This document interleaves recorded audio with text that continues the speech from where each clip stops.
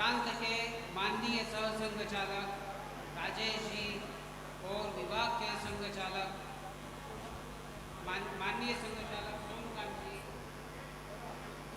विद्यासागर जी महाराज के चित्र का अनावरण एवं दीप प्रज्वलन करेंगे।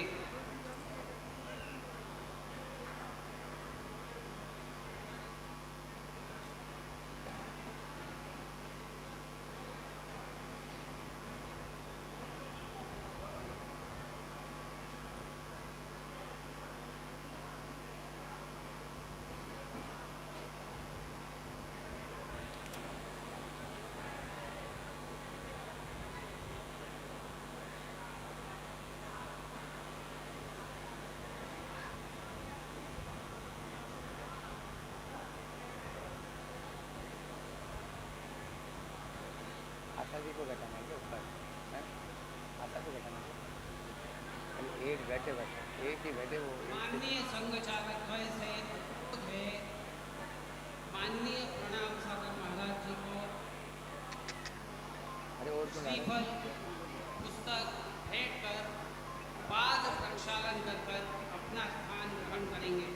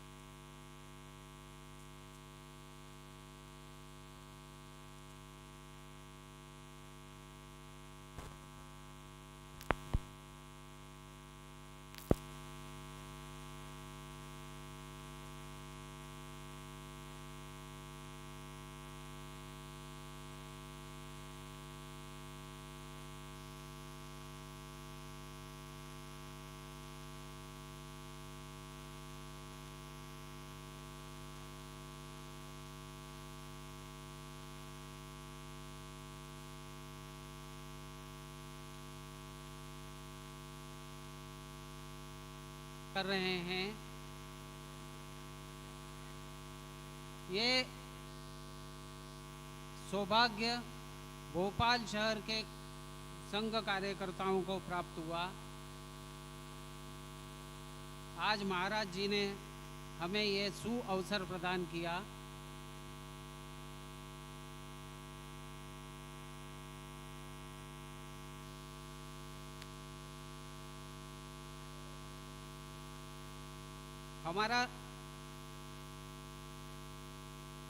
हमारा सौभाग्य है ये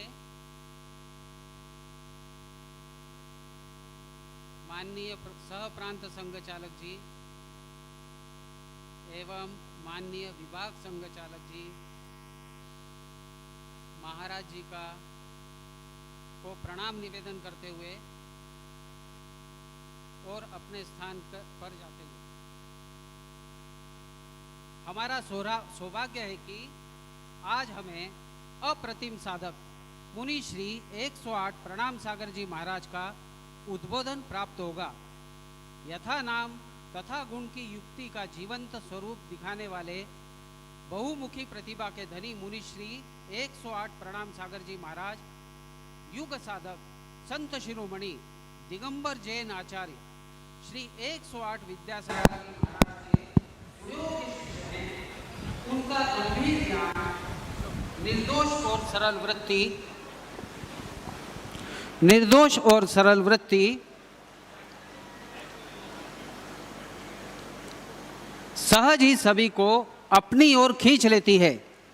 धर्म और दर्शन जैसे गूढ़ विषयों की सरल और सरस प्रस्तुति उनका अनुपम वैशिष्ट्य है। उन्होंने धर्म को प्रारंभिक जटिलताओं से मुक्त करते हुए जीवन के व्यवहारोपयोगी रूप से प्रस्तुत किया है। मुनिश्री की वाणी में ओज, लालित्य और सहज आकर्षण है। वह अपनी बात को बड़ी सहजता और सरलता से श्रोताओं के हृदय में उतार देने में सिद्धहस्त हैं। जनवरी 1983 में संत शिरोमणि आचार्य श्री विद्यासागर जी महाराज का ससंग पदार्पण हजारीबाग में होने पर किशोर वय नवीन कुमार ने उनके प्रथम दर्शन किए। आचार्य श्री के रूप में श्री नवीन कुमार को साक्षात भगवत दर्शन की अनुभूति हुई।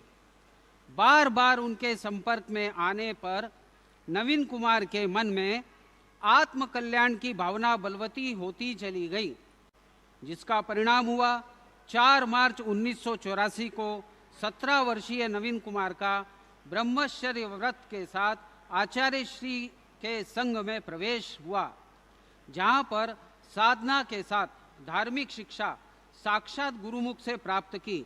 आचार्य श्री ने ब्रह्मचारी नवीन भैया की साधना, तत्परता और योग्यता देखकर 8 नवंबर 1985 को सिद्ध क्षेत्र आहार जी में शुल्लक जी की दीक्षा देकर प्रमाण सागर नाम दिया। 11 जुलाई 1987 को अतिशय क्षेत्र थुम्बा जी में एलक दीक्षा के पश्चात 31 मार्च 1988 तदनुसार महावीर जन्म कल्याणक को सिद्ध भूमि सोनागिरी में दिगंबरत्व का साधक घोषित करते हुए मुनि दीक्षा प्रदान की। दिगंबर जैन साधुओं की आचार संहिता के अनुसार मुनि श्री किसी एक स्थान पर स्थायी रूप से नहीं रहते। मुनि श्री वर्षा काल में जीवों की विराधना से बचने के लिए वर्षा योग चातुर्मास के रूप में 4 माह तक एक ही स्थान पर रुकने के अतिरिक्त अपनी साधना की भांति निरंतर गतिशील रहते हैं। हमारा सौभाग्य है कि इस वर्ष महाराज जी ने भोपाल शहर में चातुर्मास व्रत का निश्चय किया। मुनिश्री द्वारा प्रवर्तित शंका समाधान कार्यक्रम किसी भी जैन संत द्वारा टीवी चैनल पर प्रसारित होने वाला ऐसा प्रथम कार्यक्रम है। हमारा विशेष सौभाग्य है कि महाराज जी ने हमें इस हेतु 20 मिनट विशेष रूप से दिए हैं। महाराज जी के उद्बोधन के पश्चात हमको यह अवसर प्राप्त होगा। हमारे मन में उठने वाली शंकाओं का समाधान महाराज जी करेंगे। यहाँ पर व्यक्तिगत गीत के पश्चात महाराज जी का उद्बोधन प्राप्त होगा। हमारे बीच में 2 परिचय और कराना चाहूँगा। अपन सब संघ कार्यकर्ताओं के मध्य भारत प्रांत के सह प्रांत चालक संघ चालक श्री राजेश जी सेठी, आप प्रसिद्ध हृदय शल्य चिकित्सक हैं। महाराणा प्रताप नगर में वेद हेल्थ क्लिनिक करके आपका क्लिनिक है। अरेरा कॉलोनी में आपका निवास है। दूसरा है अपने विभाग के माननीय संघ चालक श्री सोमकांत जी उमालकर, आप वित्तीय सेवाओं में कार्यरत थे। वहाँ से सेवानिवृत्ति पश्चात आप विभिन्न सामाजिक दायित्वों का निर्वहन करते हुए वर्तमान में भोपाल विभाग के माननीय संघ चालक हैं। श्री अतुल जी के व्यक्तिगत गीत के पश्चात महाराज जी का उद्बोधन हमको प्राप्त होगा।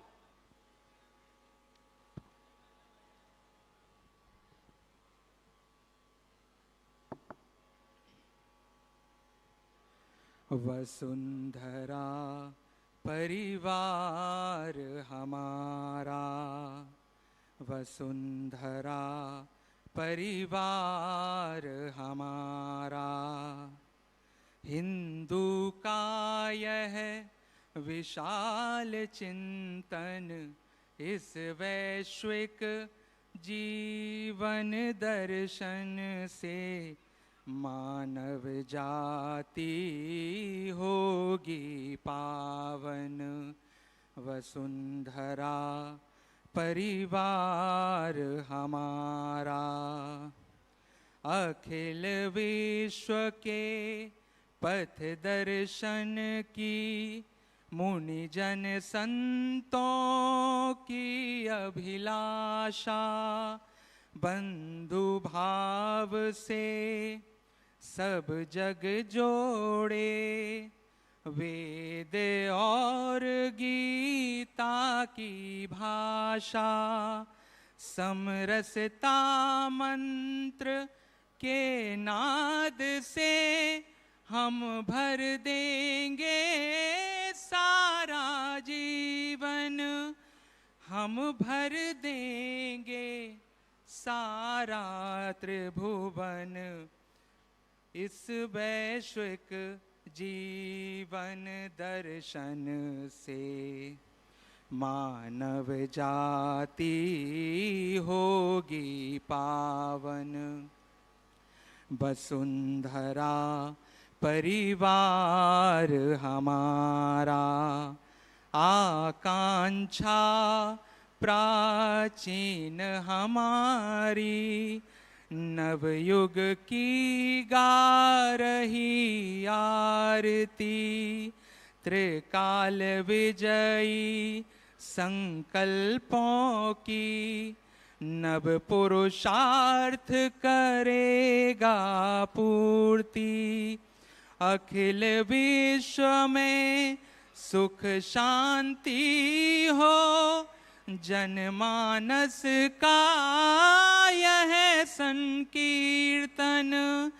जनमानस का यह संकीर्तन इस वैश्विक जीवन दर्शन से मानव जाति होगी पावन। वसुंधरा परिवार हमारा नवयुग के नव आह्वानों को नव साहस से स्वीकारेंगे। भूतकाल पर विजय प्राप्त कर नव विक्रम ध्वज लहराएंगे। विश्व धर्म का अमृत देंगे। आर्त जगत का यह संजीवन। आर्त जगत का यह संजीवन इस वैश्विक जीवन दर्शन से मानव जाति होगी पावन। वसुंधरा परिवार हमारा हिंदू का यह विशाल चिंतन इस वैश्विक जीवन दर्शन से मानव जाति होगी पावन। वसुंधरा परिवार हमारा वसुंधरा परिवार हमारा।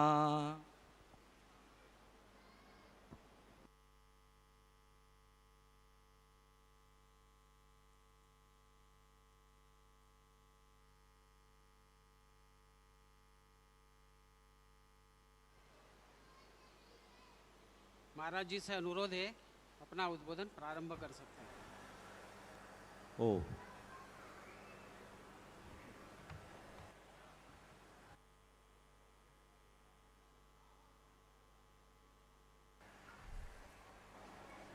ओ इससे पहले कि मैं अपनी बात प्रारंभ करूं, आप सभी अपने दोनों हाथ जोड़ लें और मेरे साथ एक महामंत्र जिसका मैं उच्चारण करूंगा, आप दोहराएं। मंत्र किसी धर्म, पंथ या परंपरा विशेष का नहीं होता,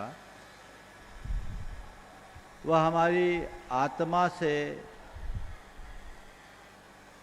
संबद्ध वह अक्षर ब्रह्म है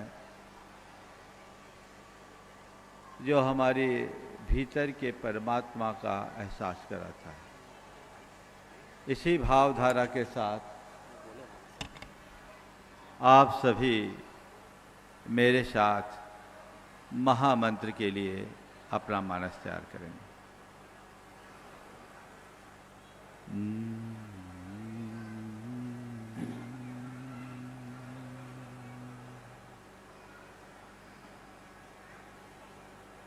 इळमो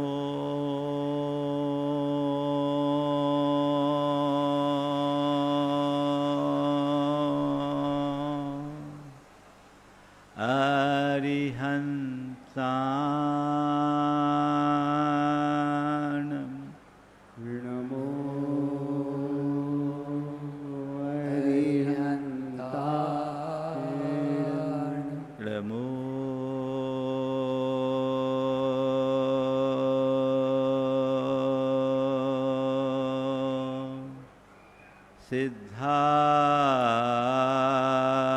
सिद्धाणं नमो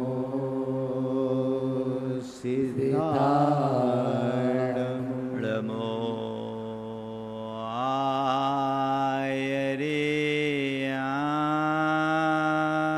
आयर्याणं नमो आयर्याणं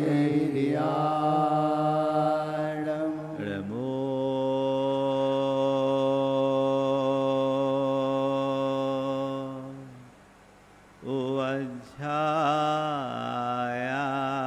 उवध्यायानं नमो अध्यायाणं नमो लोये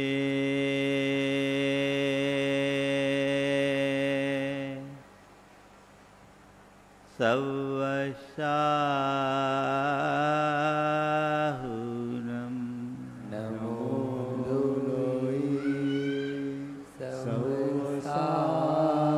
सवसाहोडमो एसो पंच अळमोयारो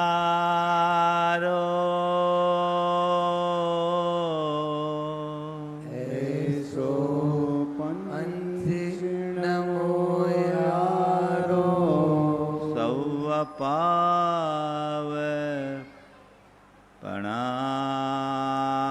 पणाशनो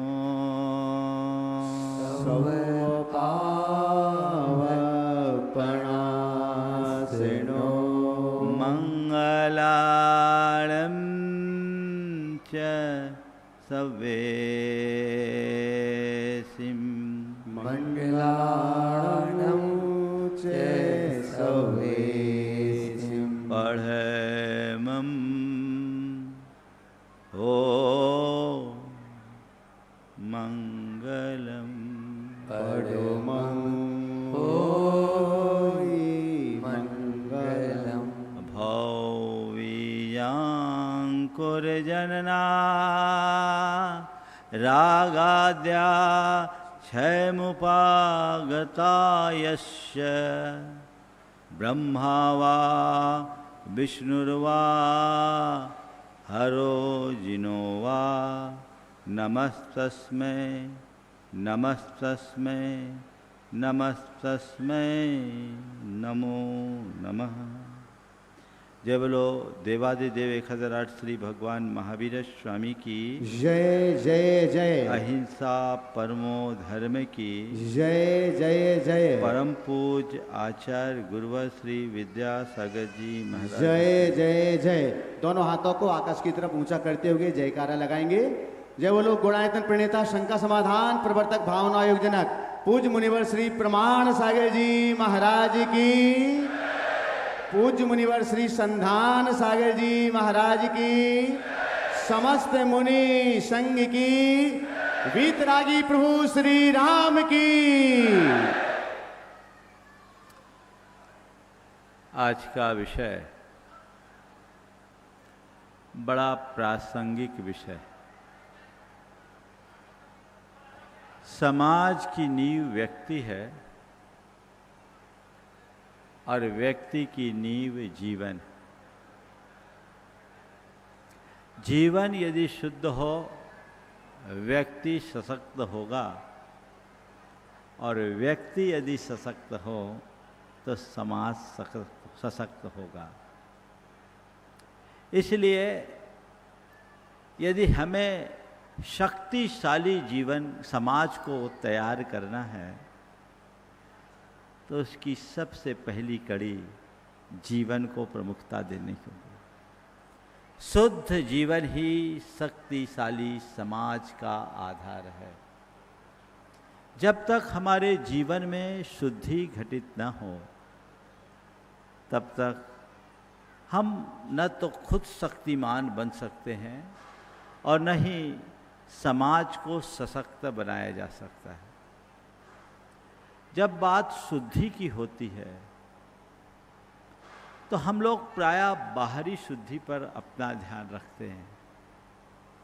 शुद्धि का संबंध समग्र जीवन से है और उसके लिए अगर देखा जाए तो हमें 4 स्तर पर शुद्धि अपनाने की आवश्यकता है। हमारा शरीर शुद्ध हो,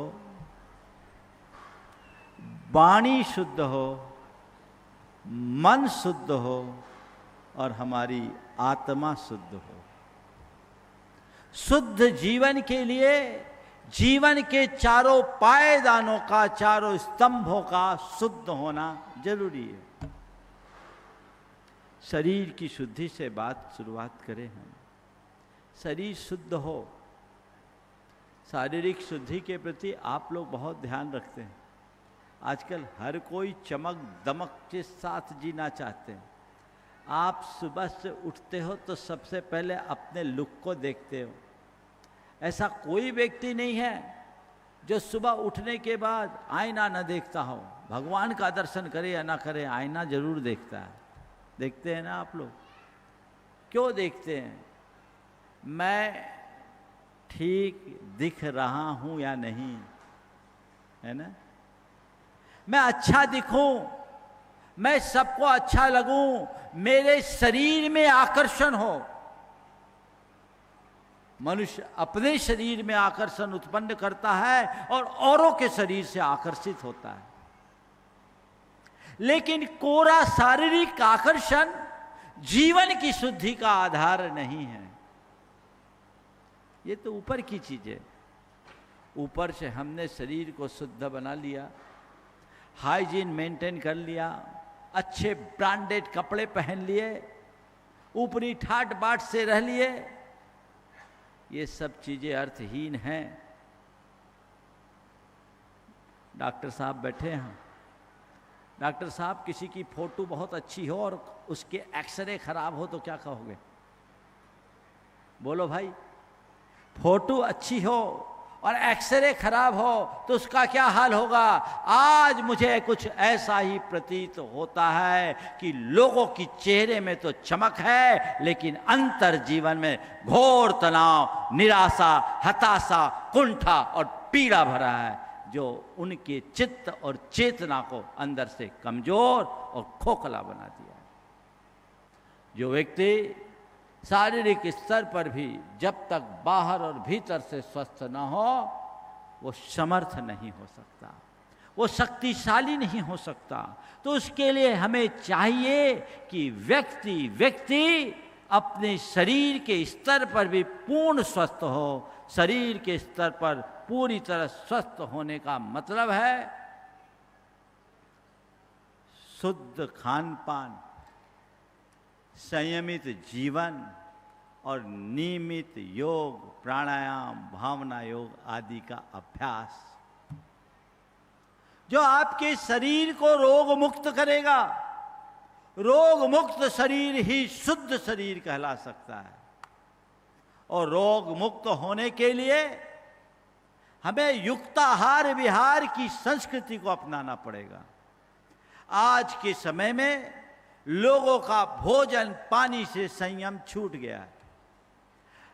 बिगड़ी हुई लाइफ स्टाइल ने चीजों को पूरी तरह से विनष्ट कर दिया है। नतीजा है हम आज अशुद्ध जीवन जी रहे हैं और अशुद्ध जीवन के इस प्रभाव से हमारे अंदर की आभा, तेज और कांति दिनों दिन फीकी पड़ रही है। शरीर के स्तर पर हमारा जीवन शुद्ध होना चाहिए। दूसरा है वाणी के स्तर पर शुद्ध है। वाणी की शुद्धि, हम सब बड़े भाग्यशाली है कि हमारे पास आज वाक शक्ति है, बोलने की क्षमता है। और आज तो लोग बड़े वाकपटु भी हैं। बोलने की योग्यता हर किसी के पास नहीं होती। बोले और बोलने का कौशल भी हर किसी के पास नहीं होता। लेकिन वही बोले, उतना ही बोले जो हितकर हो। अगर मुझसे पूछो कि वाणी की शुद्धि क्या है तो इतना ही बोलूँगा, सही बोलो, सुंदर बोलो तो वाणी की शुद्धि हो जाएगी। सही बोलो, सुंदर बोलो, इसमें ही वाणी की शुद्धि हो जाएगी। और आज के समय में तो बोलने का संबंध केवल हमारे मुख से निकलने वाले वचनों तक सीमित नहीं रह गया। अब तो आप लोग सोशल मीडिया के माध्यम से निरंतर जो पोस्ट डालते हैं, ये भी आपकी बोली ही है जो पूरे समाज में नकारात्मकता फैला रही है। अनर्गल बातें, फेक न्यूज, समाज में उत्तेजना उत्पन्न करने वाली बातें, नकारात्मकता को बढ़ाने वाली बातें, अनास्था उत्पन्न करने वाली बातें, लोगों को भ्रमित करने वाली बातें, लोगों को लक्ष्य विमुख करने वाली बातें, लोगों को अपसंस्कृतियों की ओर ढकेलने वाली बातों को फैलाना भी वाणीगत अशुद्धि का उदाहरण है। हमें उससे बाहर निकलने की जरूरत है। शुद्धता को हम अंगीकार करें और शुद्धता का विस्तार करें, तब हम अपने जीवन में कुछ उपलब्धि प्राप्त कर सकेंगे, अपने और अपनी समाज को सशक्त बना पाएंगे। तीसरे चरण की बात है मन की। मन बहुत बड़ी शक्ति है। हमारे यहाँ कहा गया कि मन पारे की तरह है। पारा अगर कोई खा ले तो जहर बन जाए, लेकिन उसी पारे को संसाधित करके यदि औषधि के रूप में लिया जाए तो वो हमारे लिए तारक बन जाता है, असाध्य रोगों को ठीक कर देता है। ऐसा आयुर्वेद में कहा गया है। संत कहते हैं यही हाल मन का है। मन को अगर हमने साध लिया तो ये मोक्ष का आधार है, और मन के बस में हो गए तो हमारे लिए नरक का द्वार है। कहा गया है बंधाए विषयासक्तम मुक्तिये निर्विषयम मनः मना एव मनुष्यानाम कारणम बंध मोक्षयो। विषयासक्त मन बंधन का कारण है और निर्विषय मन मुक्ति का आधार है। हमारी संस्कृति मन को विशुद्ध बनाने की संस्कृति है। मन से सब प्रकार की नकारात्मकताओं को हटाना ही मन का शुद्धिकरण है। आज लोगों के हृदय में क्रोध, ईर्ष्या, लालच, वासना, वैमनस, अहंकार, मोह के ये जो विकार हैं, ये जितनी भी नकारात्मकताएं हैं, ये व्यक्ति के मन को खराब कर रही हैं। और इनसे दूषित मन अनेक प्रकार की विकृतियों से ग्रसित होकर कुंठित, पीड़ित, चिंतित और अवसादग्रस्त जीवन बना रहा है। मैं आपसे पूछता हूं, एक व्यक्ति शरीर के बल से बड़ा शक्तिशाली हो, एक व्यक्ति है जिसके पास पर्याप्त धन है, एक व्यक्ति है जिसकी बहुत अच्छी पहचान है, एक व्यक्ति है जिसका शारीरिक रूप भी बहुत सुंदर है, लेकिन उसका मन टूटा हुआ है, तो क्या वो कुछ करने लायक होगा? असली शक्ति किसकी है? बाहरी रूप रंग की, बाहरी पहचान की, बाहरी पैसे की, बाहरी प्रतिष्ठा की, या अंदर के मन की? किसकी? किसकी है? मैं आपसे पूछना चाह रहा हूं, असली शक्ति किसकी है? मन की है ना। तो मन की शक्ति तब होगी जब मन में शुद्धि होगी। बिना शुद्धि के शक्ति खत्म, और बिना शुद्धि के उपयोगिता भी खत्म। एक व्यक्ति ने गंगा जल लाया और गंगा जल का गिलास आगे की ओर बढ़ाया कि आप इसे पिए, तभी ऊपर से कचरा गिर गया, जल विकृत हो गया। उस आदमी ने उस गंगा जल को एक तरफ कर दिया। बोले क्यों भाई, क्यों? बोले अब ये पीने योग्य नहीं रहा, गंगा जल और पीने योग्य नहीं रहा। क्यों? क्योंकि ये अशुद्ध हो गया है, इसमें कचरा गिर गया है। जब हमारे मन में, मन गंगा जल की तरह पवित्र है, लेकिन इसी पवित्र मन में जब हमारे अंदर की नकारात्मकताओं का कचरा भर जाता है, तो उसकी उपयोगिता समाप्त हो जाती है, वो कोई काम का नहीं रहता। जैसे गंगा जल को आप नाली में फेंक देते हैं, वैसे उसका जीवन नाली के पानी जैसा गंदा हो जाता है। और विडंबना यह है कि आज के इस दौर में लोगों के हृदय में ऐसी गंदगी उत्तरोत्तर बढ़ रही है, जो उसे अंदर से निस्सत्व कर रही है। जब व्यक्ति निस्सत्व होगा तो समाज भी शक्तिहीन बनेगी। समाज को शक्तिशाली बनाने के लिए हमें व्यक्ति के मन को भी ठीक करना है। और सबसे ऊपर की बात आत्मा की। आत्मा शुद्ध हो, और आत्मा के शुद्धिकरण के लिए हम हमेशा ध्यान दें, ध्यान के प्रति, चिंतन के प्रति, सामायिक के प्रति, आत्मस्मृति, ध्यान, चिंतन, सामायिक और साधना आत्मा की शुद्धि के आधार है। आत्मा को शुद्ध रखना चाहते हो? आत्मा की स्मृति तो करो, आत्मबोध में तो भरो।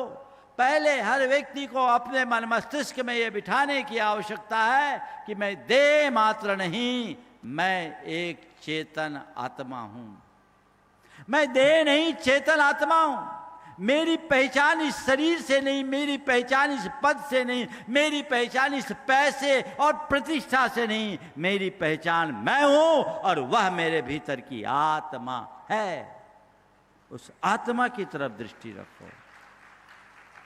मैं देह नहीं, चेतन हूं, यह भाव अंतर मन में जगाए, और फिर उस आत्मा के लिए ध्यान करे, चिंतन करे, सामायिक करे, भावना योग करे, साधना करे। हमारी जितनी धार्मिक क्रियाएं हैं, उनका जो आध्यात्मिक रूप है, वह सब हमारी आत्मा की उन्नति का आधार है। और जितनी भी धार्मिक क्रियाएं की जाती है, उनका मूलभूत प्रयोजन भी उसी आत्मोन्नति की है, और है आत्मा की शुद्धि।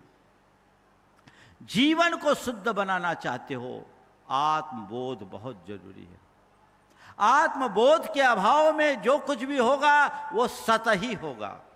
गहराई से उतरना चाहते तो अपने आप को जानना, पहचानना निहायत जरूरी है कि मैं कौन हूं और मेरा क्या है। उस आत्मा की तरफ दृष्टि व्यक्ति व्यक्ति के हृदय में होना चाहिए।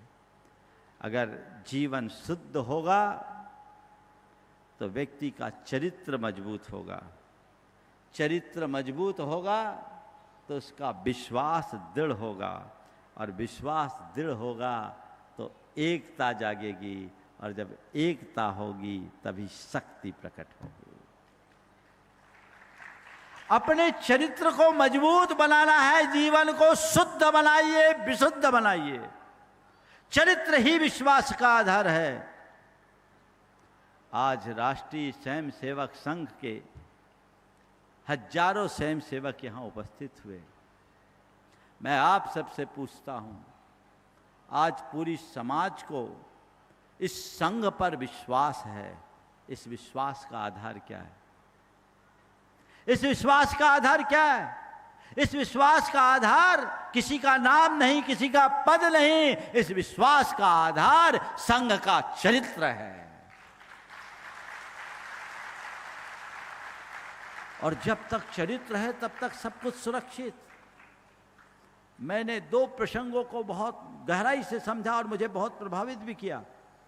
जब केदारनाथ में एक प्रकार का प्रलय जैसा हुआ, लोग गए, सारे देश के लोग गए, लेकिन लोगों का सर्वाधिक विश्वास राष्ट्रीय स्वयंसेवक संघ के कार्यकर्ताओं के ऊपर रहा। ये क्यों?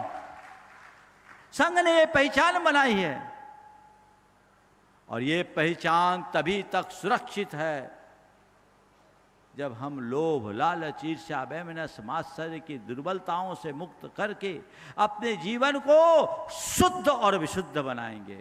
चरित्र उज्जवल होगा, चरित्र शुद्ध होगा, हमारा जीवन शुद्ध होगा। चरित्र से विश्वास है, विश्वास से एकता है, और एकता में ही शक्ति है। आप लोग बोलते हैं संघ ही, क्या बोलते हैं आप? संघ ही शक्ति है। क्या बोलते हैं? यही बोलते हैं ना, संघ ही शक्ति है। तो संघ ही शक्ति है, ये कैसे होगा?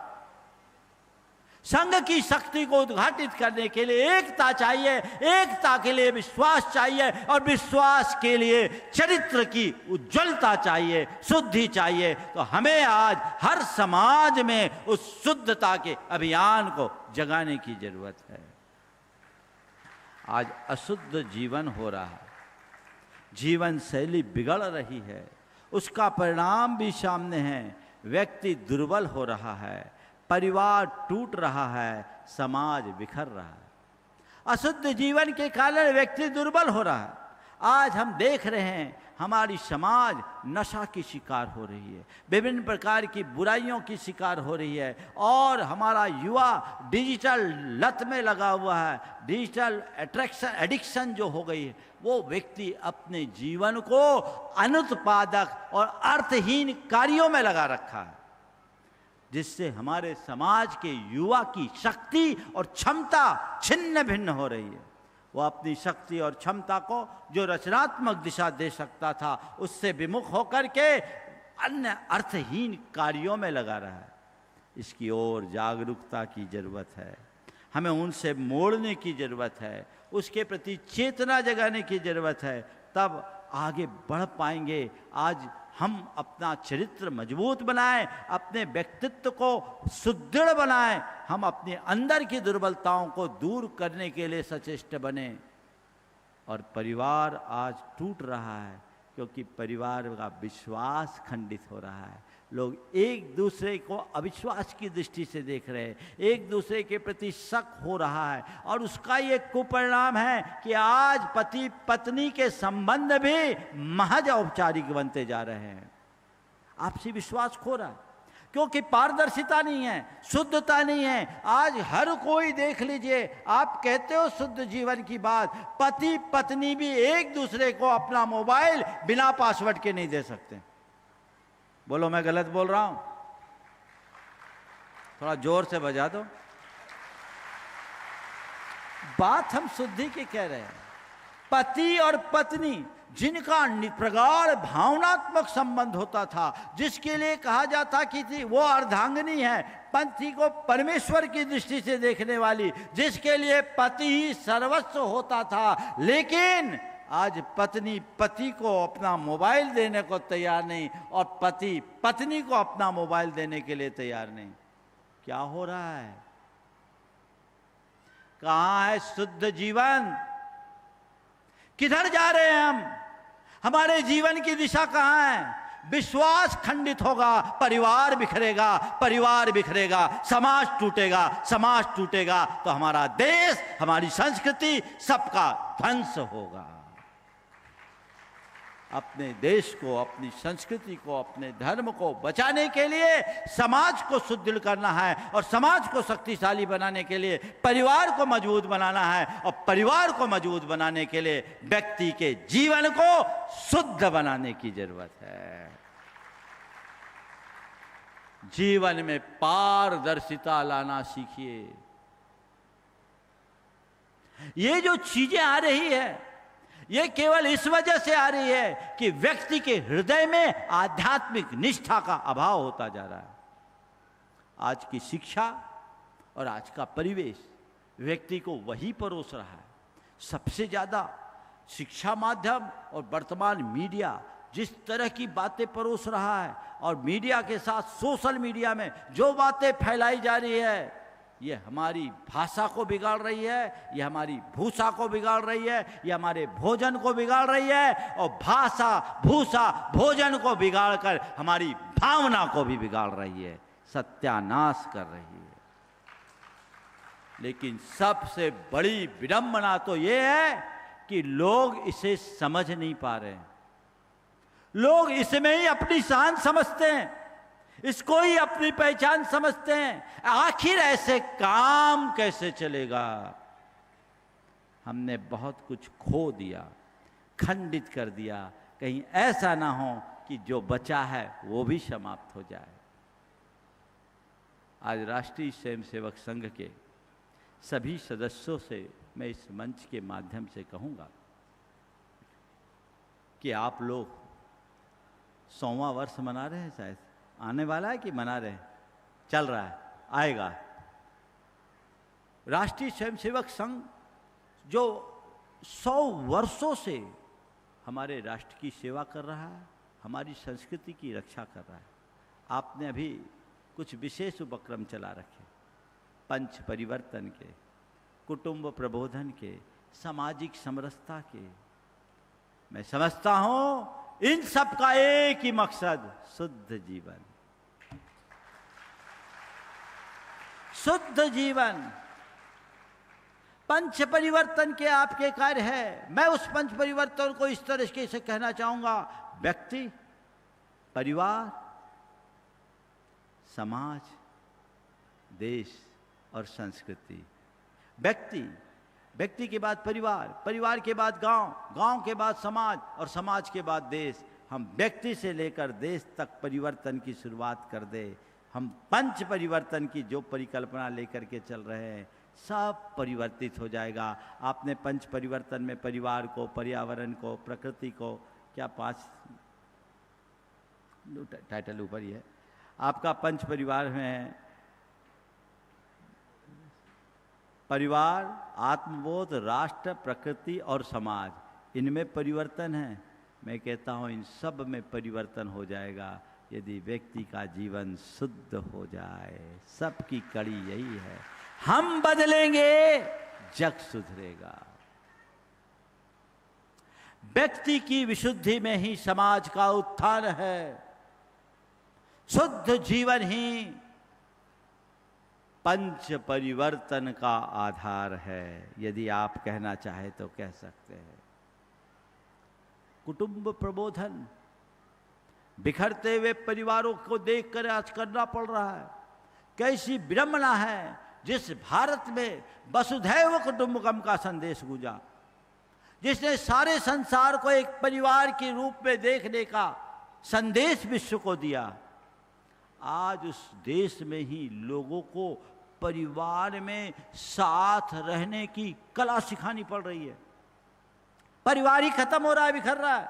और अब तो विडंबना है, लोग तो अब परिवार बसाना ही नहीं चाहते, सब दूसरे तरह के अनाचारों में प्रवृत्त होना चाहते हैं। लिव इन जैसी बातों की खुली वकालत कर रहे हैं। हमारे एक संत महाराज ने क्या बोल दिया, लोगों ने बवाल खड़ा कर दिया। और लोग भी कैसे अंधे हैं कि इनकी बातों को इतना प्रमुखता दे रहे हैं। विचारने की बात है। हमारे प्रेमानंद जी महाराज ने कोई गलत तो नहीं बोला, सही तो बात बोली, लेकिन उनकी बात को भी तथाकथित आधुनिक लोगों ने इस तरीके से परोसना शुरू कर दिया। ये भारत के मान और शान के खिलाफ है, हमें इसे स्वीकार नहीं करना चाहिए। आप सब एक संकल्प ले, हम केवल भारत और भारतीयता को प्रमुखता देंगे। वही हमारी असली ताकत है, वही हमारी असली शक्ति है, वही हमारे जीवन की शुद्धि का आधार है। उसकी तरफ हमारी दृष्टि चाहिए। ऐसे थोड़े ही लोग हैं, लेकिन उनकी मुखरता इतनी है कि वो हावी दिखते हैं, और हमारा मीडिया भी उनको ज्यादा उछालता है। अच्छी बातों को फैलाने का प्रयास करे। आज धुआं उड़ाने वाले लोग ज्यादा सक्रिय है, सुगंध फैलाने वाले को कोई पूछता ही नहीं। मैं आप सबसे कहता हूं, इस कदर सुगंध फैलाना शुरू कर दो कि धुएं का नाम निशान ही ना बचे। बदलाव चाहिए, परिवर्तन चाहिए, और ये परिवर्तन यकायक नहीं हो सकता। ये परिवर्तन उसकी पहली इकाई से होगी, शुद्ध जीवन, शक्तिशाली समाज। हम वैयक्तिक स्तर पर परिवर्तन करने की शुरुआत करें। ये बदलाव यदि हम करेंगे तो हमारे जीवन में बहुत बड़ा परिवर्तन आएगा। हम अपने जीवन को मजबूत बना सकेंगे, आगे बढ़ा सकेंगे। ये बात सदैव ध्यान रख करके चलना चाहिए कि हमारे जीवन में सच्चाई और नैतिकता हमारे जीवन की रीढ़ है। सच्चाई और नैतिकता हमारे जीवन की रीढ़ है। करुणा और सहयोग हमारे जीवन का रक्त है। अनुशासन और संयम हमारी सांसें हैं, और धर्म और मूल्य हमारी आत्मा है। मैं पुनः दोहरा रहा हूं, सच्चाई और नैतिकता जीवन की रीढ़ है। करुणा और सहयोग हमारा रक्त है। अनुशासन और संयम हमारी सांस है, और धर्म और मूल्य हमारी आत्मा है। इसे कभी भूले नहीं। सच्चाई और नैतिकता के अभाव में मनुष्य खड़ा नहीं हो सकता। झूठ के बल पर कितने दिन चलेगा? हमने तो बचपन से सुना है, असत्य के पैर नहीं होते। झूठे आदमी पर कोई विश्वास नहीं कर पाता, और झूठ का विश्वास भी तभी तक होता है जब तक वो सच का लबादा ओढ़ करके चलता है। हम अपने जीवन में सच्चाई और नैतिकता को प्रमुखता देना शुरू करें। आजकल इन बातों को लोग नज़रअंदाज करने लगे हैं, इसे गौण करने लगे हैं। परिणाम हम सबके सामने है। बहुत बड़ा भटकाव लोगों के अंदर आ रहा है। बिना रीढ़ का मनुष्य जैसे खड़ा नहीं हो पाता, वैसे ही सच्चाई और नैतिकता के अभाव में हमारी संस्कृति खड़ी नहीं हो सकती। बंधुओं, आज जापान को देखो। किसी शक्तिशाली राष्ट्र का आधार ये नहीं है उसके शक्तिशाली होने का कि उसकी जीडीपी कितनी है, उसके पास सैन्य शक्तियाँ कितनी हैं, उसके पास अन्य आर्थिक संसाधन कितने हैं। ये महत्वपूर्ण नहीं है। उसमें ये देखा जाता है कि वहाँ के लोगों का नैतिक बल कैसा है और उनका चरित्र कैसा है, ये देखा जाता है। आज देखिए, जापान दूसरे विश्व युद्ध में सब कुछ खो देने के बाद आज विश्व की महाशक्ति के रूप में खड़ा है। देश के विश्व की आर्थिक महाशक्तियों में अग्रिम स्थान बनाए हुए। किसके बल पर?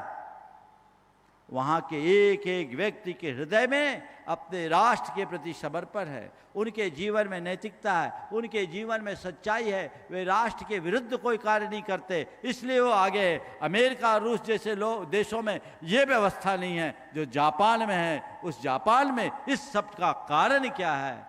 उनकी नैतिकता। कन्हैयालाल मिश्र प्रभाकर ने बहुत पहले एक प्रसंग लिखा। वो एक बार जापान गए तो क्या भाव होना चाहिए अपने राष्ट्र के प्रति, और नैतिक चरित्र सुदृढ़ होता है तो बोल कैसे होते हैं। तो वो शाकाहारी थे, उनको फल खाना था। स्टेशन पर इधर उधर देखे तो उनको कोई ढंग के फल नहीं दिखे। उनके मुख से निकल गया, यहाँ अच्छे फल नहीं मिलते, यहाँ अच्छे फल नहीं मिलते। 10 मिनट बाद एक व्यक्ति अच्छे फलों की ट्रे लेके आ गया। बोला, भाई साहब आपको फलों की जरूरत है, आप लीजिए। वो भारतीय भाषा जानता था। आपको फलों की जरूरत है, आप लीजिए। वो पैसे देने लगे। उसने हाथ जोड़े और पैसे लेने से इनकार किया। कहा, माफ कीजिए, मैं पैसों के लिए फल लेकर नहीं आया हूँ। मैं केवल आपको ये फल इसलिए सुपुर्द कर रहा हूँ कि जब आप स्वदेश लौटो तो आपके मुख से ये ना निकले कि जापान में अच्छे फल नहीं मिलते। ये ताकत है, ये ताकत भारत के एक एक व्यक्ति के अंदर आना चाहिए। और जिस दिन भारत में ये शक्ति आ जाएगी, भारतीयों में ये शक्ति आ जाएगी, भारत फिर से विश्व गुरु बन जाएगा। विवेकानंद जी ने जो बात कही थी कि मुझे 100 निष्कपट चरित्रवान शुद्ध युवक दे दो, मैं भारत को फिर से विश्व गुरु बना दूंगा, बोला था। तो हमारे जीवन का चरित्र ही सबसे बड़ा आधार है, उसकी तरफ हमारा ध्यान होना चाहिए। करुणा और सहयोग की भावना होनी चाहिए। हम हर व्यक्ति के प्रति ही नहीं, प्राणी मात्र के प्रति करुणाशील बने। और ये तब संभव होगा जब हमारा हृदय संवेदनशील होगा। वसुधैव कुटुंबकम हमारी संवेदनशील मानसिकता का ही तो उदाहरण है। हम तो उस संदेश को आत्मसात करते हैं जहाँ आत्मोपौम्य की भावना होती है, जहाँ गीता में सर्वभूतात्म भाव की भावना होती है, जहाँ पर जैन धर्म के अनुसार आपा आपा आया तुला पयासु की बात होती है। सबको आत्म समान मानने की दृष्टि, सत्वेषु मैत्री की दृष्टि, सर्वभूतात्म भावना की दृष्टि, आत्मोपौम्य की दृष्टि। जैसा मैं हूँ वैसा सब है, जैसे मेरे प्राण हैं वैसे ही सबके प्राण हैं, जैसे मैं जीना चाहता हूँ वैसे ही सब जीना चाहते हैं। इसलिए हमारी ये जिम्मेदारी है, जियो और जीने दो। शुद्ध जीवन का आधार, ये संवेदनशीलता ही हमें शुद्धता की ओर आगे बढ़ाएगी। हम उस तरफ अपनी दृष्टि रखें, अनुशासन और संयम को अपने जीवन की सांस बनाएं। आज उच्छृंखलता बहुत ज़्यादा हो रही, असंयम दिनों दिन बढ़ता जा रहा है। इसके प्रति हमें गंभीरता से विचार करना चाहिए और संयम को लेकर के चलने की आवश्यकता है। और सबसे महत्वपूर्ण बात, चूँकि समय हो रहा है, मुझे विराम लेना है। धर्म और मूल्यों को हम अपने जीवन की आत्मा मानें। जब कभी भी हम धर्म की बात बोलते हैं तो प्राय लोगों का ध्यान अपने पूजा पाठ और धार्मिक क्रियाओं तक सीमित हो जाता है और लोग उसे सांप्रदायिक नज़र से देखने लगते हैं। पर मैं कहता हूँ वो धर्म तो हमारी धार्मिक क्रियाओं वाला धर्म है। असली धर्म तो हमारे अंदर का कर्तव्य बोध है। हर व्यक्ति अपने कर्तव्य को अपना धर्म मान करके चले।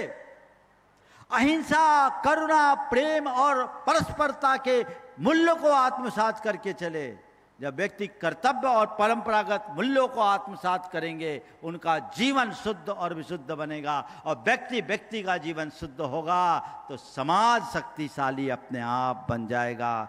जब तक शुद्धि है तभी तक शक्ति है। इसलिए मैं आज के इस कार्यक्रम में यहाँ जितने भी लोग आए, राष्ट्रीय स्वयंसेवक संघ के विभिन्न पदाधिकारी मुझसे समय समय पर मिलते रहे हैं और बार बार चर्चा आई, विचार विनिमय की बात आई।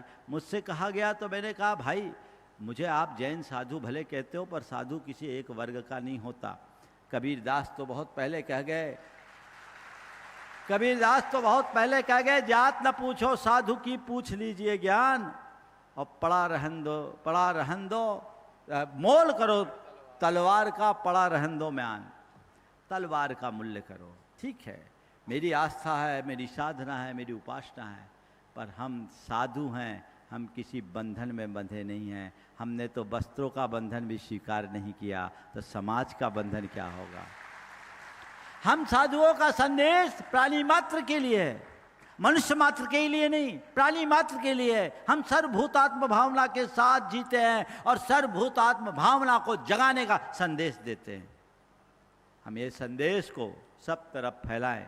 इस पूरे के पूरे कार्यक्रम को संपन्न कराने में संदेश भाई की बड़ी भूमिका भी रही, जो इसकी मूल कड़ी रहे सबको लेकर। तो मैं यही कहूँगा, ये संदेश सब जगह फैले और लोगों में एक समरसता का वातावरण बनाए। अभी तो हमारा चातुर्मास चल रहा है, हम यहाँ लगभग 8 नवंबर तक हैं।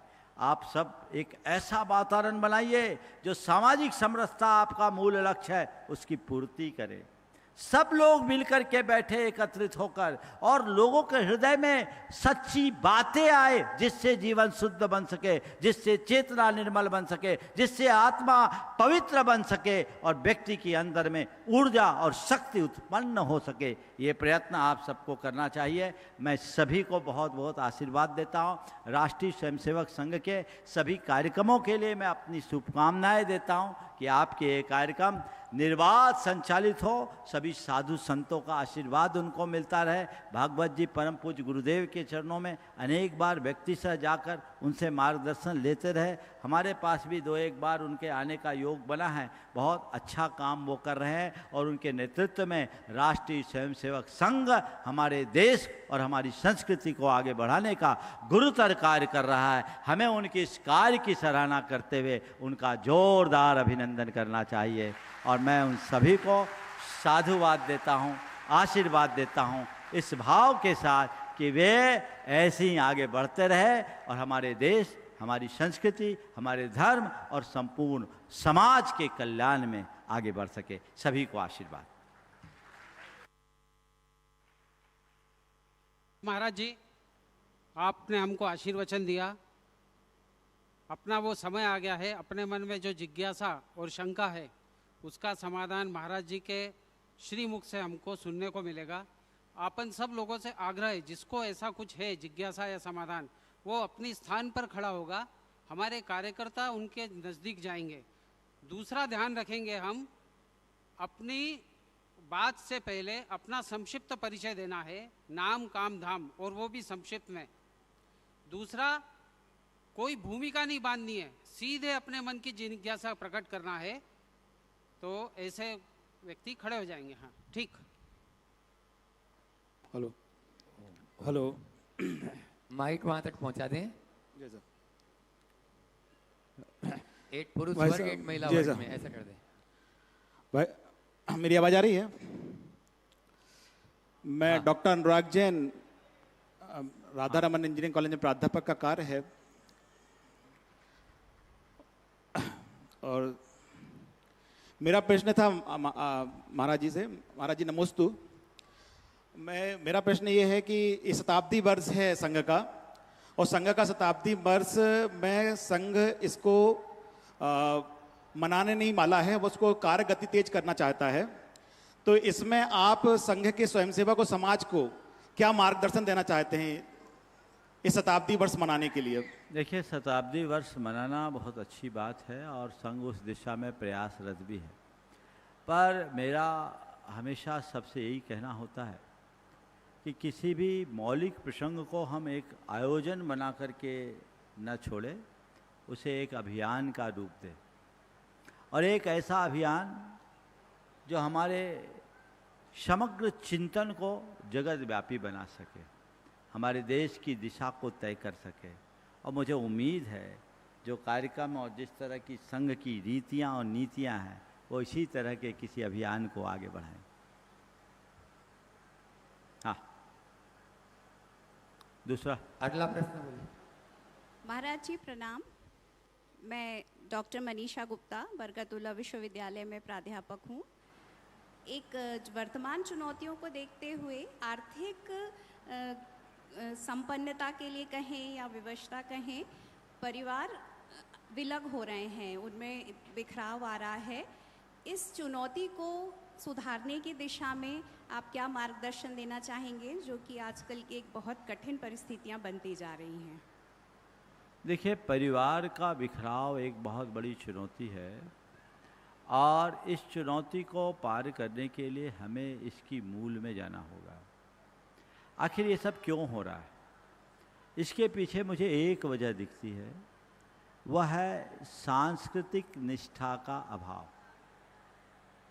हमें कुछ नहीं करना, हर व्यक्ति के हृदय में सांस्कृतिक निष्ठा को जगाना है। यदि मनुष्य मात्र के हृदय में सांस्कृतिक निष्ठा जग गई तो मैं समझता हूँ फिर उसे कुछ कहने की ज़रूरत नहीं होगी। आज हम लोग बहुत लेट हो जाते हैं। हम अपने बच्चों को जिस तरह के संस्कार देने चाहिए वो नहीं दे पाते हैं। संस्कारों के नाम पर हम कुछ नियम और कुछ वर्जनाएं थोप देते हैं। और ये संस्कार थोपने की चीज़ नहीं है, संस्कार जगाने की चीज़ है, वो उसके व्यक्तित्व में गढ़ने की चीज़ है। यदि हम आत्मबोध के साथ उसके हृदय की निष्ठा को जागृत करते हैं तो ये बहुत बड़ा बदलाव हो सकता है। अगला प्रश्न। प्रणाम गुरुजी, मेरा नाम मोहित सिंह राठौर है।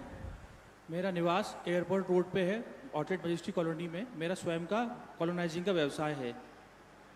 गुरुजी, वर्तमान पीढ़ी में युवाओं का अपने धर्म ग्रंथों के प्रति बहुत कम उनकी रुचि है इसमें, तो ऐसा क्या किया जाए कि इसका संदेश वह ग्रहण करें और अपने जीवन में उतार सकें? देखिए, वर्तमान पीढ़ी में धर्म की प्रासंगिकता को हम बताएं। युवाओं को धर्म के प्रति रुचि जगाने के लिए हमें रिचुअल से हटकर स्पिरिचुअल की ओर बढ़ना होगा। हम लोग केवल धार्मिक क्रियाओं को प्रमुखता देते हैं और वो आडंबरों तक सिमट कर रह जाता है, इसलिए हमारा युवा उस तरफ आकर्षित नहीं हो पाता। लेकिन यदि हम आध्यात्मिक तरीके से बात करें और लोगों को बताएं, आज का युवा मैनेजमेंट की भाषा समझता है, उसको मैनेजमेंट की भाषा में समझाएं कि हम अपने लाइफ को कैसे मैनेज कर सके, अपने स्ट्रेस को कैसे मैनेज कर सके, अपनी पूरी की पूरी जिम्मेदारी और सोशल रिस्पॉन्सिबिलिटी को लेकर के कैसे आगे बढ़ सके, जिससे इसमें धर्म हमारा कहाँ मददगार बनता है। ध्यान, चिंतन, साधना की बात अगर हम लोगों को बताएं और उसका प्रत्यक्ष परिणाम दिखाएं तो बहुत बड़ा बदलाव आ सकता है। महाराष्ट्र को प्रणाम। मैं हेमराज बागवान राजीव गांधी प्रौद्योगिकी विश्वविद्यालय में कार्यरत हूँ और वहीं परिसर में निवास है। वर्तमान में एक बहुत बड़ी चुनौती हिंदू समाज के लिए कि जो हमारी बहू बेटियां हैं, उन बहू बेटियों को विधर्मी लोग अपना धर्म परिवर्तित करवाकर उनका शोषण हो रहा है। उस संबंध में आपका मार्गदर्शन हिंदू समाज को प्राप्त होगा, ऐसी अपेक्षा है। देखिए, इस विषय में प्रायः चर्चा होती है, हम इसकी प्रखर आलोचना भी करते हैं, लेकिन आलोचना मात्र पर्याप्त नहीं है, हमें इसके जड़ पर काम करने की आवश्यकता है। आज इसका जिम्मेदार कौन है? कहीं ना कहीं हम ही हैं। हमने अपने बच्चों को इतनी ज़्यादा लिबर्टी क्यों दे रखी? हमने अपने बच्चों को संस्कार क्यों नहीं दिया? हमने अपने घर में चाहे जिसका प्रवेश क्यों करा दिया? आज जो ऑनलाइन भोजन आदि खाता है, डिलीवरी बॉय आते हैं जिनको आपके नंबर शेयर्स होते हैं, ये सब हमने क्यों कर दिया? हमें जड़ पर अंकुश लगाने की जरूरत है ताकि संपर्क और संसर्ग दूर हो। और हम लोगों के जीवन में अगर बचपन से ये बात सुनिश्चित कर दें कि जीवन साथी किसे कहते हैं और जीवन साथी के चुनाव का मतलब क्या है। आज एक नया कंसेप्ट आ गया, गॉड इज वन, वो भटकाव का बहुत बड़ा कारण है और आज के सारे की सारी शिक्षा प्रणाली में यही बातें सिखाई जाती है। तो हमारा युवा इन सब बातों को तवज्जो नहीं देता और यौवन जन आकर्षण से आकर्षित होकर वो बहुत सारी चीज़ें भूल जाता है। कई लोग उनका ब्रेन वॉश भी कर देते हैं। तो हम उनके हृदय में ऐसे संस्कार जगा दें कि कोई उनका ब्रेन वॉश ही ना कर पाए, तो बहुत बड़ा बदलाव आए। बोले? हाँ, बोलिएगा। एक अंतिम प्रश्न बस। हाँ, अंतिम बोलिएगा।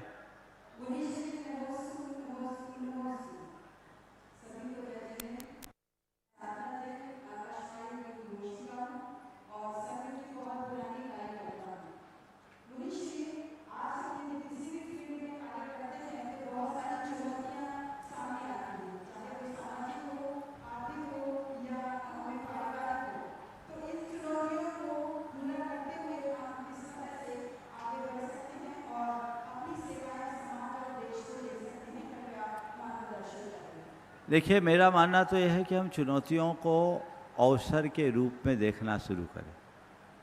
ये जितनी भी चुनौतियां हैं, ये हमारे अंदर अवसर बन सकते हैं, बशर्ते हमारे मन में आत्मविश्वास हो, सही दृष्टि हो, हम सकारात्मकता के साथ देखें। ये चुनौतियां हैं, लेकिन इन चुनौतियों को देखते हुए यदि हम ऐसा काम करना शुरू करें तो बदलाव आ सकता है, क्योंकि हम उनके परिणाम भी देख रहे हैं। जो उनसे प्रभावित हो रहा है, उपभोक्तावाद से जुड़ करके इस तरह से भटक रहे हैं, उनकी जीवन की दशा क्या है। यदि हम सच्चाई का महत्व बताएं तो लोगों में बहुत बड़ा बदलाव आ सकता है। मैं चाहूँगा 2-3 मिनट आप लोग और दें, हरिओम। छोटा सा एक भावना योग आज के सत्र से संबद्ध कर लूँ। चरण छूना स्वामी जी। हाँ, आप बोल दीजिए। हाँ, देवी दयाल भारती स्वयंसेवक हूँ और शासकीय सेवानिवृत्त। मेरा प्रश्न ये है कि हम गृहस्थ प्राणी हैं, हम लोग आत्मा और मन की शुद्धि कैसे कर सकते हैं, इसका सरल उपाय बताइए। आप तो साधु सन्यासी हैं, त्यागी तपस्वी हैं, हम गृहस्थ जीवन व्यतीत करते हुए मन और आत्मा की शुद्धि कैसे कर सकते हैं? बहुत अच्छी बात आपने की है। हम गृहस्थ रहते हुए अपने मन और आत्मा की शुद्धि कैसे कर सकते हैं? देखिए, ऐसा नहीं है कि गृहस्थ अपने मन और आत्मा की शुद्धि नहीं कर सकता, इसके लिए ही पूरी साधनाएं हैं। हमारे यहाँ जितने भी योग और आराधना है वो मन और आत्मा की शुद्धि के लिए है। और मैं आप सबको उसका सरलतम उपाय बताता हूँ। आप अपना भावना योग करना शुरू करिए। अभी बहुत सारे लोग भावना योग से परिचित नहीं होंगे, पर मैं चाहता हूँ आप सब भावना योग से परिचित हों। और भावना योग से परिचित होने के ही क्रम में एक छोटा सा ही प्रयोग मैं अभी करूँगा। और इस सत्र को चूँकि हमारे सामूहिक आप समय होगा और अन्य क्रियाएं होगी, इसलिए अच्छा थोड़ा जोर से बोलिएगा।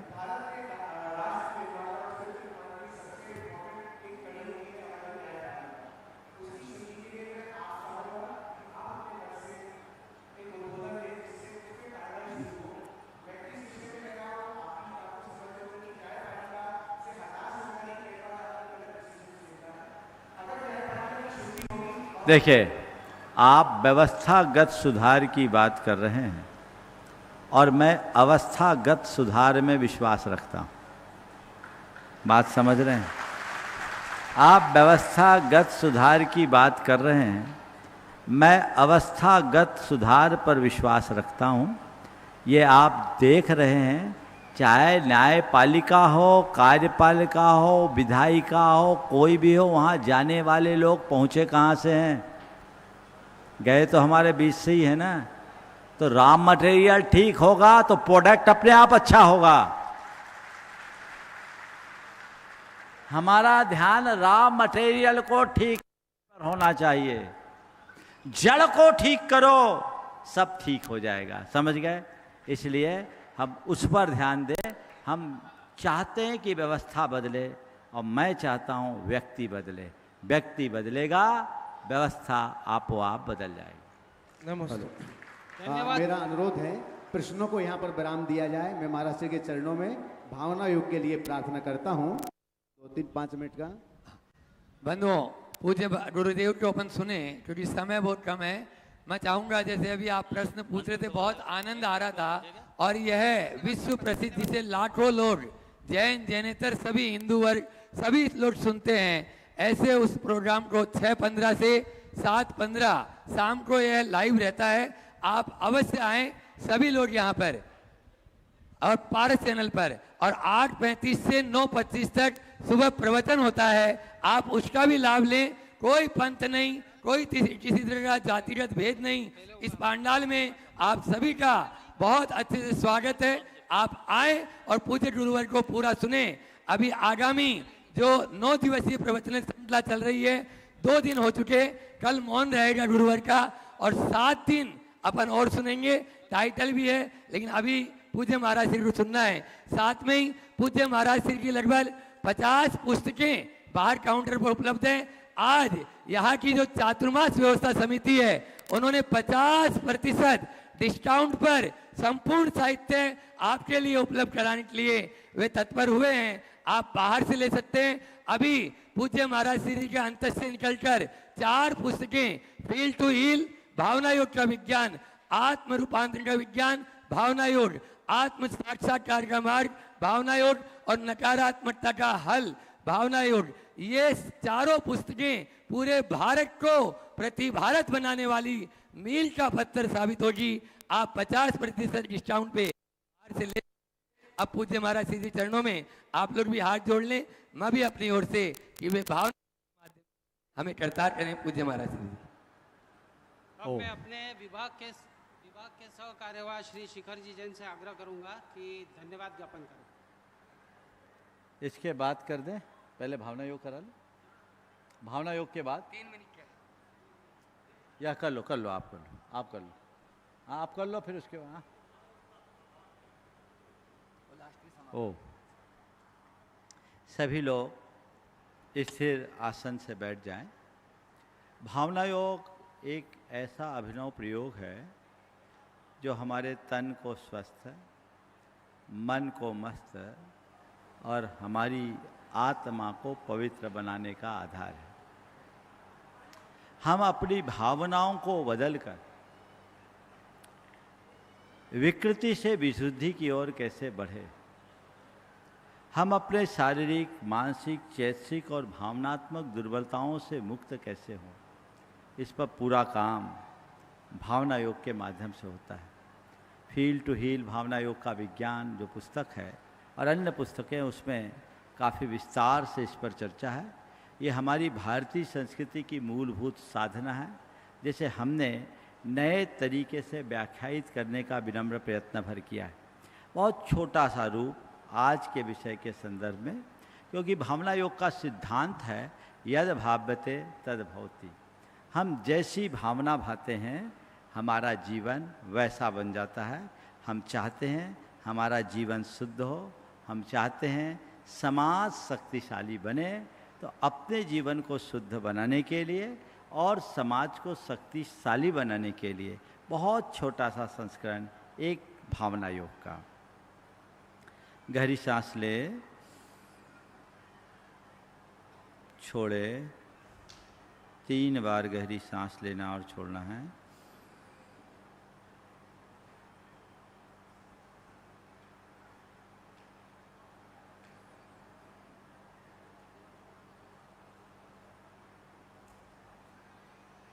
हे प्रभु, मेरा जीवन शुद्ध बने, मेरा जीवन शुद्ध बने,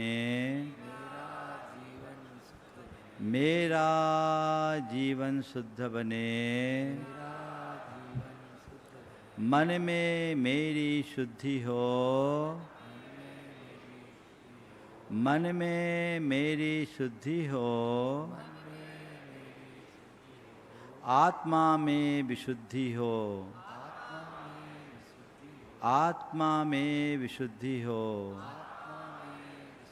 हे प्रभु, बीते दिन में मैंने जिस भी प्रकार से अपनी विशुद्धि को खंडित किया, उसकी निंदा करता हूँ और उनका परित्याग करता हूँ।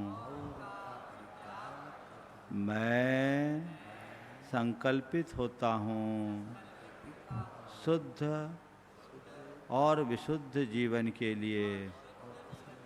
मैं शुद्ध, विशुद्ध और सकारात्मक जीवन जीऊँगा।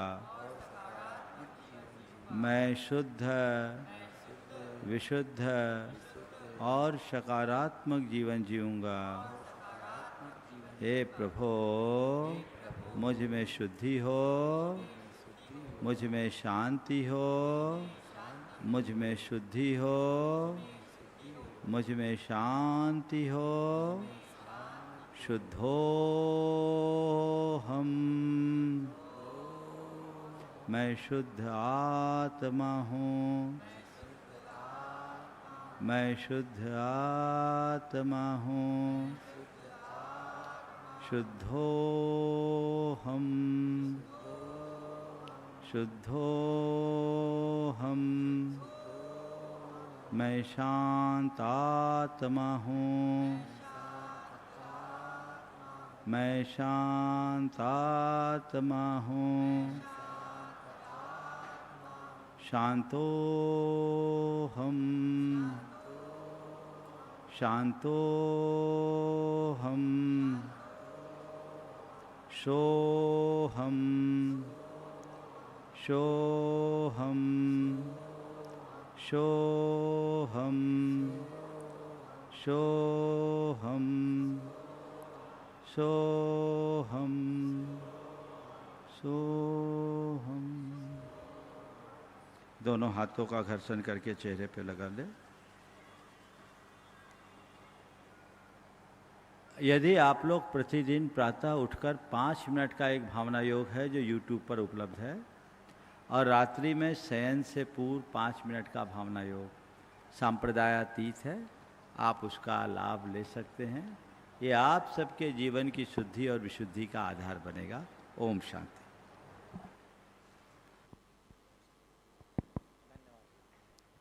सभी को नमस्कार, जय जैन। हिंदू समाज जीवन में अपने परिवार परंपरा को श्रेष्ठ माना है। परिवार संस्कारित हो तो समाज शक्तिशाली और संस्कारवान बनेगा। प्राचीन काल से परिवार को गुण संपन्न बनाने की दिशा में भारत में संतों और गुरु भगवंतों का मार्गदर्शन मिलता आ रहा है। आज सबके सौभाग्य से ऐसा ही सुअवसर हमें परम पूज्य संत श्रोमणी आचार्य श्री 108 विद्यासागर महाराज एवं नवाचार 108 श्री समय सागर जी महाराज, परम प्रभावक शिष्य गुणायतन प्रेरणता शंका समाधान जनक विद्या प्रमाण गुरुकुलम के प्रेरणता मुनि श्री प्रमाण सागर जी एवं मुनि श्री संधान सागर जी एवं समस्त मुनि संघ का सानिध्य एवं मार्गदर्शन हम सबको प्राप्त हुआ है। शुद्ध जीवन शक्तिशाली समाज का निर्माण कैसे हो, संतवाणी और राष्ट्रवाणी एक साथ मिलकर जन चेतना को सही दिशा प्रदान करेगी और शक्तिशाली आत्मनिर्भर राष्ट्र और समाज के निर्माण में महती भूमिका निभाएगी। हम मुनि श्री 108 प्रमाण सागर जी महाराज को कोटि कोटि नमन करते हैं। यह शुभ अवसर प्रदान करने के लिए आगे भी आपका आशीर्वाद प्राप्त होता रहे, ऐसी भावना हम सभी स्वयंसेवक भाते हैं। सकल जैन समाज विद्या प्रमाण गुरुकुलम व गुणायतन परिवार का बहुत बहुत आभार। साथ ही इसे पूरे कार्यक्रम में विशेष सहयोग द्वारा प्राप्त हुआ ऐसे नवरत्न परिवार श्रीमती राजकुमारी सराफ, सफन विकास अनुभव सराफ, संजय रीना मलैया, विनीत गोधा, पुनीत गोधा, रोहित सुगंधी लाल जी, CS नीलेश जी, हिमांशु कल्लैया जी, जीवन प्रकाश एवं प्रकाश मड़वैया जी, पुष्पेंद्र सविता जैन जी, शिखर चंद संदीप गोधा जी, हम आभार व्यक्त करते हैं। कार्यक्रम में उपस्थित सभी माताएं बहनें, आप सभी ने रविवार को अपने व्यस्त दिनचर्या में हमारे आग्रह पर समय निकालकर इस कार्यक्रम में पधारे, आप सभी का बहुत बहुत आभार एवं साधुवाद। कार्यक्रम में उपस्थित विभिन्न संगठन से पधारे सज्जन वृंद एवं समाज की सज्जन शक्ति को साधुवाद एवं आभार। व्यवस्था में लगे सभी भाई बंधु एवं मीडिया के बंधुओं को का भी आभार एवं धन्यवाद ज्ञापित करता हूं। स्थानीय नागरिकों, पुलिस प्रशासन एवं नगर निगम भोपाल का सहयोग के लिए बहुत बहुत आभार, धन्यवाद। परम पूजनीय सरसंघ चालक माननीय मोहन भागवत जी ने समय समय पर आचार्य श्री विद्यासागर जी के पास राष्ट्र निर्माण के संबंध में चर्चा करने आया करते थे। इस संदर्भ में भोपाल में राष्ट्रीय स्वयंसेवक संघ भी इसी परंपरा को आगे बढ़ाते हुए मुनि श्री 108 प्रमाण सागर जी महाराज के सानिध्य में इस सत्र में विभिन्न पहलुओं पर मार्गदर्शन प्राप्त हुआ है और अंत में इस कार्यक्रम में सहयोगी जिन ज्ञात अज्ञात महानुभावों का सहयोग प्राप्त हुआ है, उन सभी को हृदय से धन्यवाद देता हूं।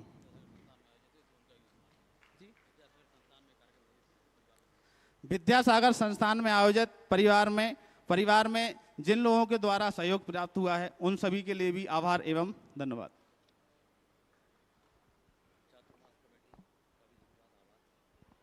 आज के इस कार्यक्रम में जिन्होंने मुख्य भूमिका निभाई है, विद्यासागर प्रबंध संस्थान परिवार, आचार्य गुरुदेव प्रमाण सागर गुरुकुलम परिवार, चातुर्मास कमेटी परिवार और समस्त समितियों के द्वारा चातुर्मास चक्रवर्ती और नवरत्न जो परिवार हैं, उन सभी के द्वारा इसमें भरपूर सहयोग दिया गया है। सभी का बहुत बहुत आभार, बहुत बहुत धन्यवाद। जय जिनेन्द्र। अभी संघ की प्रार्थना होगी। अपन सबसे अनुरोध है, संकेत होने पर अपने स्थान पर खड़े होंगे। महाराज जी के प्रस्थान के पश्चात अपन फिर से बैठेंगे। आपने इतने समय हमको सहयोग दिया है, थोड़ा सा एक और विषय प्रवर्तन होगा अपने सामने, उसके बाद अपन आगे की कार्रवाई करेंगे।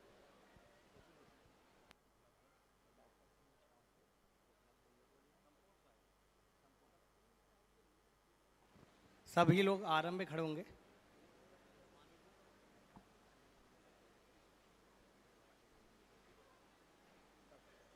थोड़ा और आगे, इधर लिया इधर।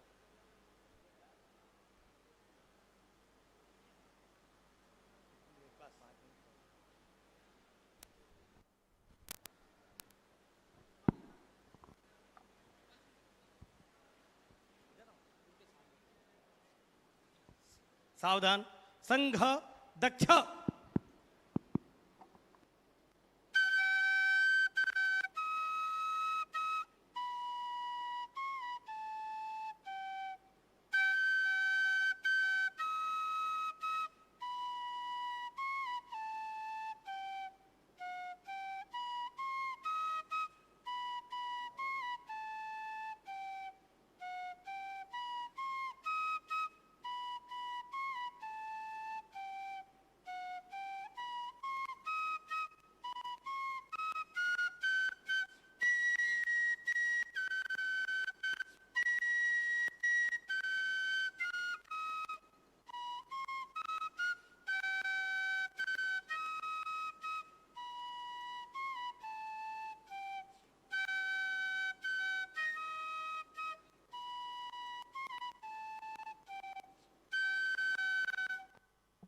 ध्वज प्रणाम, 1 2 3। नमस्ते सदा वत्सले मातृभूमे,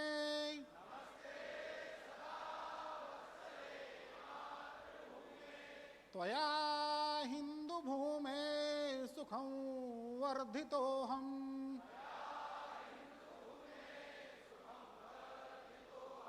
महामंगले पुण्यभूमे त्वदर्थे,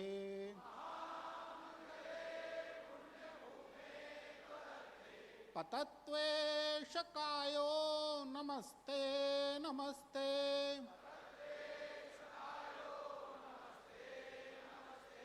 प्रभो शक्तिमन् हिंदुराष्ट्रांगभूता,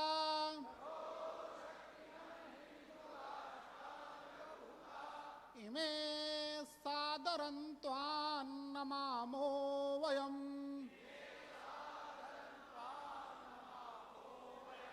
त्वदीयाय कार्याय बद्धा कटीयम्,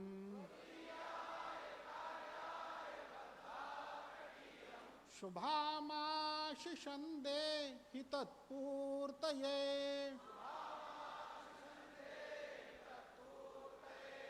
अजय्याञ्च विश्वस्य देहि शक्तिम्, सुशीलं जगद्येन नम्रं भवेत्। श्रुतं चैव यत्कण्टकाकीर्णमार्गम्,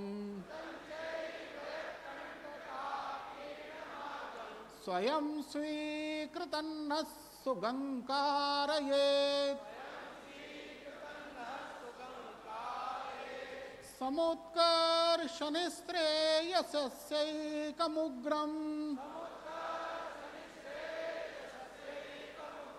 परं साधनं नाम वीरव्रतम्। तदन्तस्फुरत्वक्षयाध्येयनिष्ठात्, रदन्तः प्रजागर्तु तीव्रानिशम्। विजेत्री च नः संहता कार्यशक्तिर्, विधायास्य धर्मस्य संरक्षणम्। परं वैभवन् तुम्हें तत्स्वराष्ट्रम समरथा भवत्वा शिशाते भृशम भारत माता की जय। ध्वज प्रणाम 1 2 3।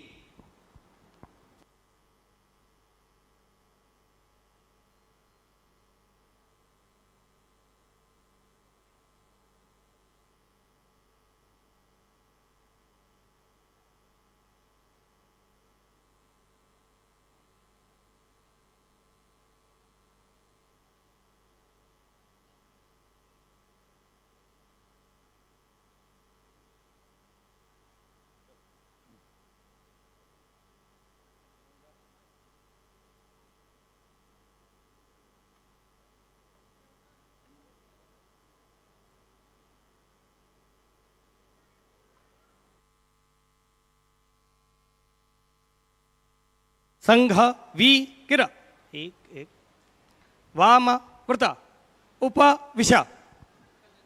हाँ, बोले परम पूज्य आचार्य गुरुदेव श्री विद्यासागर जी महाराज अभी स्थान पे खड़े रहेंगे, अभी स्थान पे खड़े रहेंगे। मुनि श्री प्रमाण सागर जी महाराज की, परम पूज्य मुनि श्री संधान सागर जी महाराज की। सभी लोगों से अनुरोध है, सभी लोग ध्यान देंगे, उपविशा करेंगे, बैठ जाएंगे, बैठेंगे जरा। आपने बहुत सहयोग दिया है, थोड़ा 10 मिनट और रुकना है अपने को। बैठिए जरा। आज पूज्य गुरुदेव की सभी कृतियां 50% की छूट पर काउंटर पर उपलब्ध हैं। आज का दिन विशेष दिन है, इसलिए गुरुदेव की कृपा से